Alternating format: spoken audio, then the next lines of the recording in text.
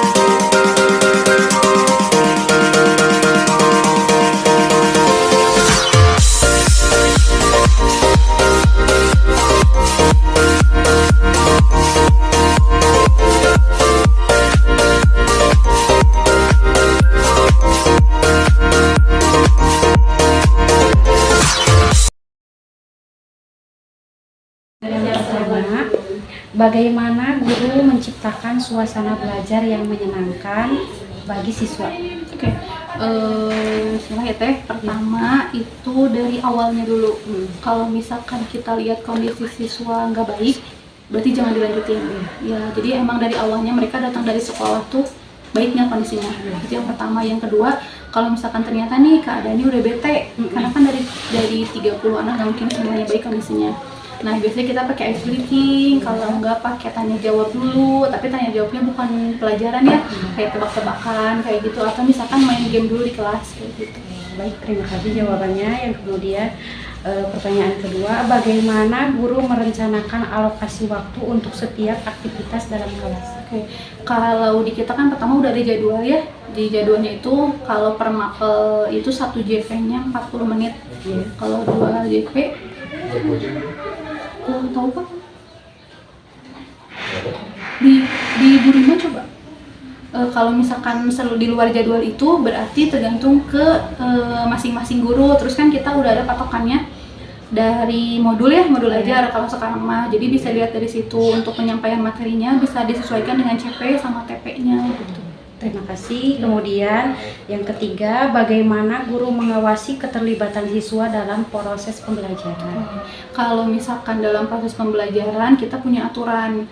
Jadi kalau misalkan sebelum mulai pembelajaran di awal tahun kita buat aturan dulu bareng-bareng sama anak-anak. Kalau misalkan kalian lagi belajar, berarti aturannya seperti apa? Kalau istirahat seperti apa?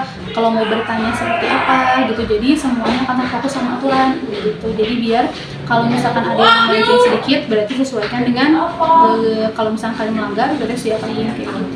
Terima kasih. Kemudian pertanyaan selanjutnya, bagaimana guru mengevaluasi pemahaman siswa setelah pembelajaran? Oke, kalau mengevaluasi bisa pakai tanya jawab di akhir, atau misalkan dari hasil tes tulis.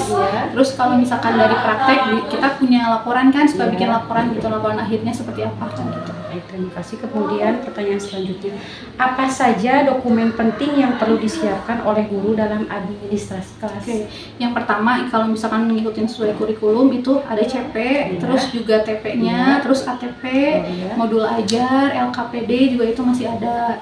Terus juga daftar hadir, daftar absen, daftar nilai, termasuk agenda kelas gitu. Jadi emang biar tersusun gitu, terstruktur.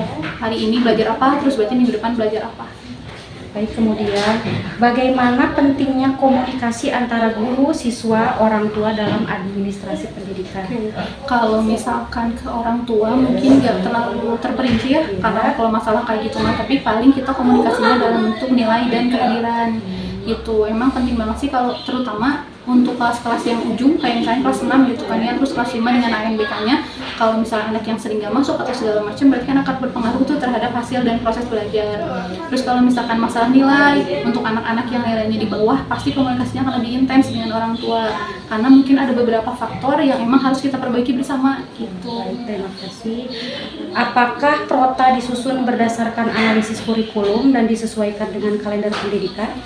Pasti gitu kan, kita juga selain menyesuaikan sama kalender pendidikan sama agenda tahunan kita juga. Kemudian 3 pertanyaan lagi ya. Apakah proses telah mengantisipasi hari-hari efektif dan libur sehingga waktu pembelajaran optimal?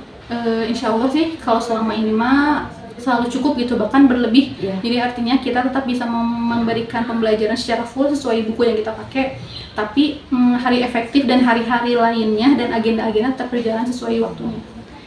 Kemudian, apakah guru menggunakan silabus sebagai acuan utama dalam menyusun RPP dan perangkat pembelajaran lainnya? Iya, oke.